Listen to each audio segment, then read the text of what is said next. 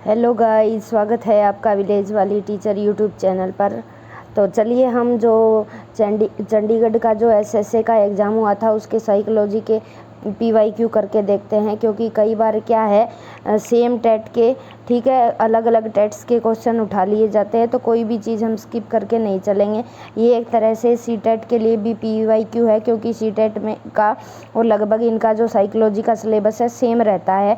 तो ये क्या है, जो क्वेश्चन नंबर है, नंबरों की तरफ आप मत ध्यान दीजिएगा, आप क्वेश्चन देखते रहिएगा।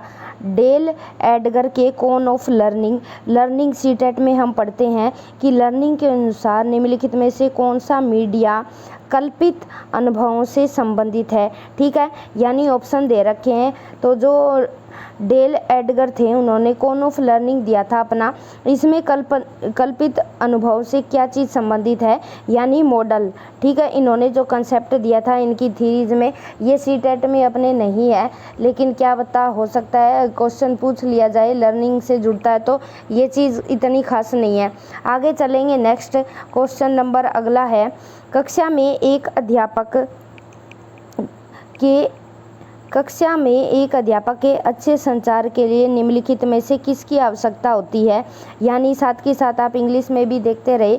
Which one of the following is required for a good communication bye a teacher in the classroom, कि जो टीचर की जो गुड कम्युनिकेशन है ना, उसके लिए क्या चीज़ सबसे अच्छी है, ज़रूरी है। विचार की स्पष्टता होनी चाहिए, क्लैरिटी ऑफ थॉट, नाटकीय प्रस्तुति हो, speaking in A mild tone, dramatic presentation, हल्के स्वर में बोलना, बिना रुके बोलना। तो क्या है, अगर हमें कम्युनिकेशन स्किल अच्छी हो टीचर की, क्या है, विचारों की क्लियरिटी होनी चाहिए, क्लियरिटी ऑफ थॉट, यानी जो टीचर बता रहा है, जो टीचर के जो थॉट है वो बच्चों के समझ में आने चाहिए। ठीक है, नाटकीय प्रस्तुति, ये तो एक टीचिंग स्टाइल है। हल्के स्वर में बोलेगा तो लास्ट में बच्चा बैठा है उसको नहीं सुनेगा, और बिना रुके बोलेगा तो जो मतलब एवरेज से नीचे के बच्चे, जो पिछड़ा बालक है, उन्हें बिल्कुल भी वो चीज़ें समझ में नहीं आएगी। तो सबसे पहले क्या ध्यान रखना ज़रूरी है, क्लैरिटी ऑफ थॉट होना चाहिए। नेक्स्ट क्वेश्चन है, छात्रों के प्रदर्शन को तब बढ़ाया जा सकता है जब वे निम्नलिखित के द्वारा सीखते हैं, यानी बच्चों की परफॉर्मेंस कब बढ़ेगी, कब इन्हेंस होगी। देख करके, बिल्कुल बच्चे देख करके सीखेंगे, सुन के भी सीखेंगे, कल्पना करके भी सीखेंगे, लेकिन बेस्ट ऑप्शन क्या होगा, हाथ से करके बच्चे, ठीक है, लर्निंग बाय डूइंग करके ज़्यादातर बच्चे सीखते हैं। अब आ जाइए, ये जो अगला जो क्वेश्चन है ये CCE इवेल्युएशन से जुड़ता है, यहाँ पूछ ली जाती है ये चीज़ें। छात्रों के प्रदर्शन की गुणवत्ता का मूल्यांकन करने के लिए उपयोग की जाने वाली स्कोरिंग गाइड क्या कहलाती है, कि यानी जो बच्चों की क्या है क्वालिटी ऑफ स्टूडेंट अगर हमें इवेलुएट करनी है तो ये इस चीज़ का जो डिटेल है वो कहाँ रखते हैं हम, और ये जो स्कोरिंग गाइड है ये क्या कहलाती है, ये कहलाती है रूब्रिक्स कहलाती है। ठीक है, रूब्रिक्स क्या होता है, ये एक दिशा निर्देश वाली बुक होती है और परीक्षा पत्र में मुद्रित किया जाता है इन चीज़ों को। ठीक है, याद रखना, जांच सूची अलग होती है, इन्वेस्ट्रीज अलग होती है। रेटिंग स्केल में क्या होता है, एक होता है रेटिंग स्केल में बच्चों के छात्रों का दृष्टिकोण मापा जाता है, जैसे बच्चा अच्छा है, बेहतर है, ठीक है, अच्छा है, बेहतर है या सर्वोत्तम है, ये चीज़ें डिसाइड की जाती है यहाँ। ठीक है, याद रखना, ये दो चीज़ें इंपॉर्टेंट है, रूब्रिक्स से और क्या है रेटिंग स्केल से काफ़ी बार क्वेश्चन पूछे जाते हैं जो CCE से जुड़ते हैं। आगे बढ़ेंगे तो नेक्स्ट क्वेश्चन है ये, भाषा वर्ग में रीलिया का प्रयोग करने का अर्थ है, यानी भाषा है, भाषा भी हमारा टॉपिक लगता है। इसमें क्या पूछा गया है, संवाद करने के लिए वास्तविक जीवन की स्थिति, शिक्षण सामग्री के रूप में वास्तविक वस्तुएं, शिक्षार्थियों के लिए यथार्थवादी उद्देश्य और लक्ष्य, माता पिता को बच्चों के सीखने के वास्तविक स्तर के बारे में सूचित करना। तो रियलिया क्या होता है, अगर भाषा वर्ग की बात करें क्या है, तो रियल ऑब्जेक्ट दिखाए जाएं, टीचर रियल ऑब्जेक्ट दिखाए as a teaching aids. English में भी आप यहाँ क्वेश्चन देख सकते हैं। ठीक है, तो क्या है, शिक्षण सामग्री में बच्चों को रियल ऑब्जेक्ट दिखाए जाए, मूर्त चीज़ें दिखाई जाए, ताकि बच्चा क्या है अच्छे से लर्निंग कर सके। नेक्स्ट है question number, which of the following is the better item of essay type question.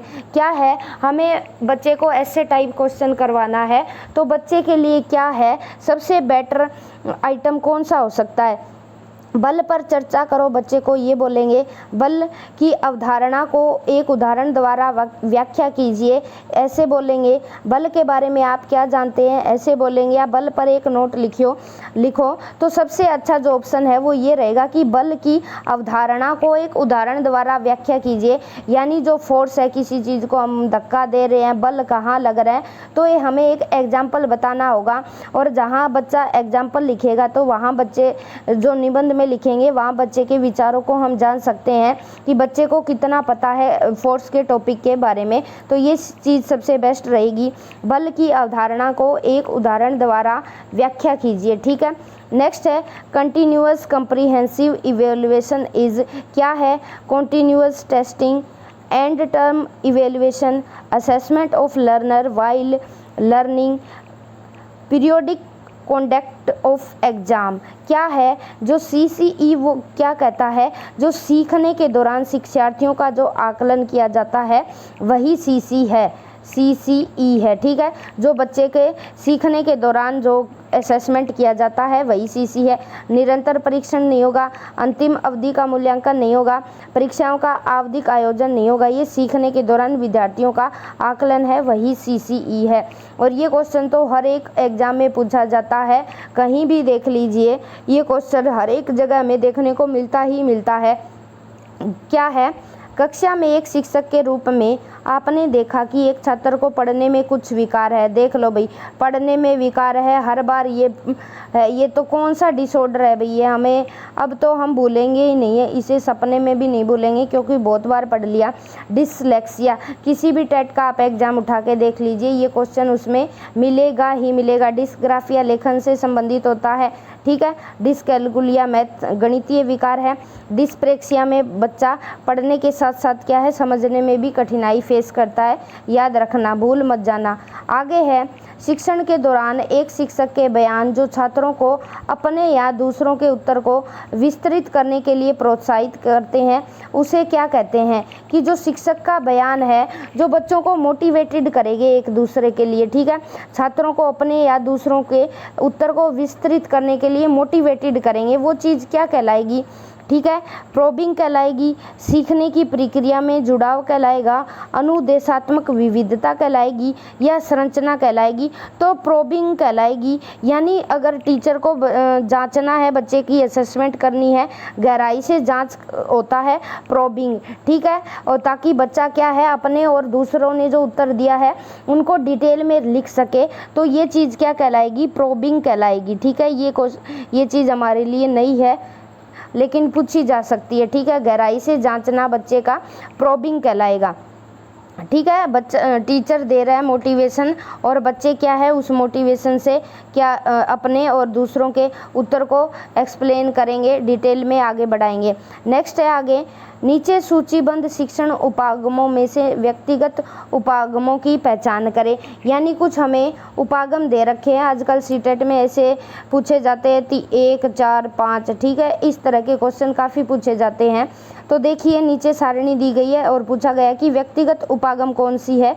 प्रदर्शन विधि, डेमोस्ट्रेशन मेथड, दूसरा है पर्सनल दृष्टिकोण आधारित शिक्षण, सहयोगात्मक विधि। तो क्या होगा? दूसरा, तीसरा और चौथा राइट ऑप्शन होगा। दूसरा भी सही है, यानी प्रोग्राम्ड लर्निंग, ये अभिक्रमित अनुदेशन, ये स्किनर की थ्योरी से जुड़ता है भाई। ठीक है। प्रोग्राम्ड लर्निंग जुड़ेगा। तीसरा जुड़ेगा व्यक्तिगत, पर्सनली बच्चे को टीचिंग करवाएंगे। ठीक है। उपागम पूछा ही जा रहा है। और चौथा क्या है? मॉड्यूलर दृष्टिकोण आधारित शिक्षण, मॉड्यूलर अप्रोच बेस्ड टीचिंग। तो ये क्या है? ये व्यक्तिगत उपागम है। बाकी कोलैबोरेटिव में, सहयोगात्मक में तो ग्रुप में बच्चे ग्रुप में सीखेंगे, पीयर में सीखेंगे। डेमोस्ट्रेशन मेथड में भी बच्चे क्या है, ग्रुप में सीखेंगे।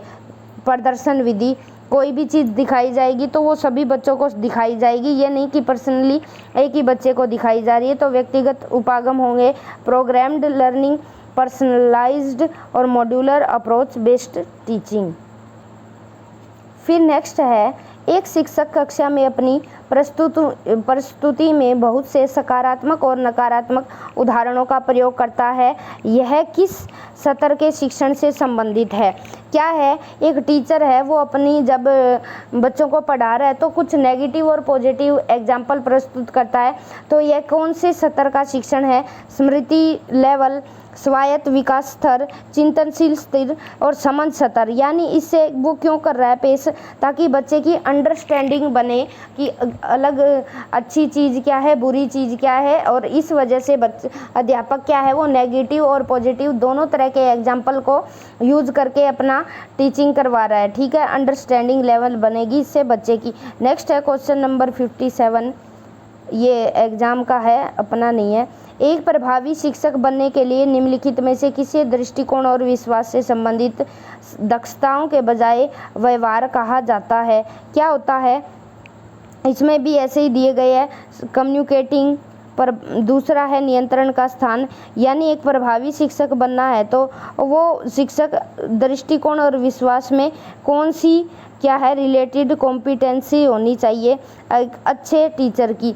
संचार स्थापित कर सकता हो अच्छे से, प्रबंध और निगरानी आती हो, मूल्यांकन और प्रतिपुष्टि कर सकता हो, नियंत्रण का स्थान हो, या शिक्षक में जोश हो? तो राइट ऑप्शन क्या रहेगा? पहला, संचार स्थापित, यानी कम्युनिकेट कर पाए। सबसे अच्छी बात तो वही होनी चाहिए जो टीचर के पास ज्ञान है वो उसको बाहर निकाल पाए, कम्युनिकेशन स्किल में अच्छा होना चाहिए। तीसरा क्या है?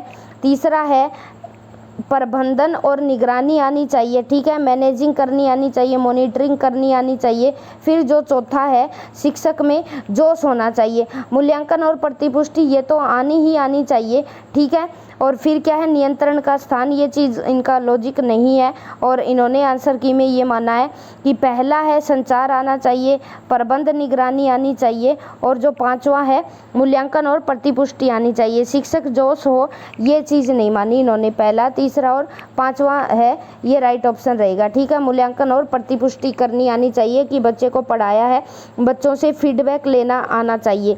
नेक्स्ट है क्वेश्चन, एक छात्र अपने पूर्व ज्ञान का उपयोग करके नई परिस्थिति में समस्या को हल करने की क्षमता क्या कहलाती है? आवेदन कहलाएगी, एप्लीकेशन कहलाएगी।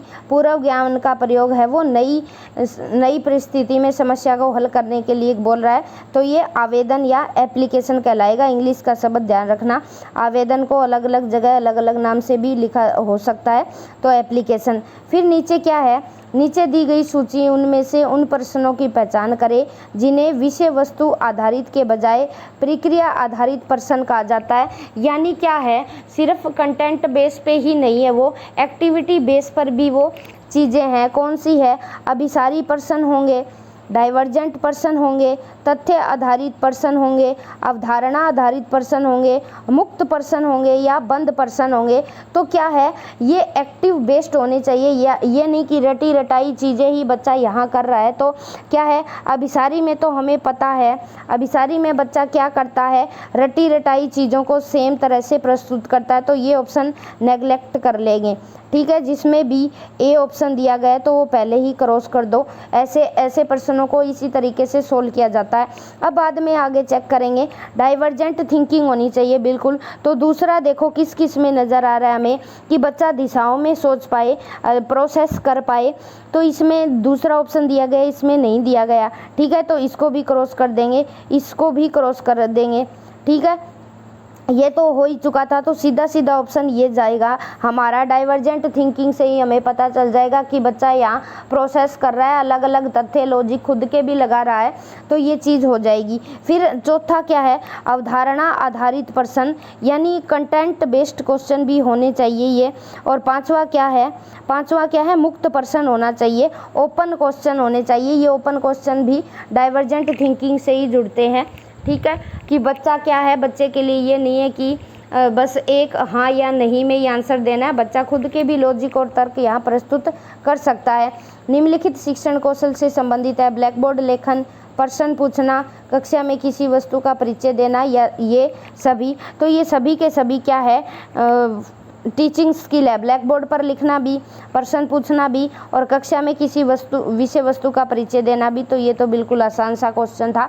तो ये जो हमने क्वेश्चन करे ये चंडीगढ़ एसएससी का जो पीछे एग्जाम हुआ था नवंबर में, उसमें पूछे गए थे।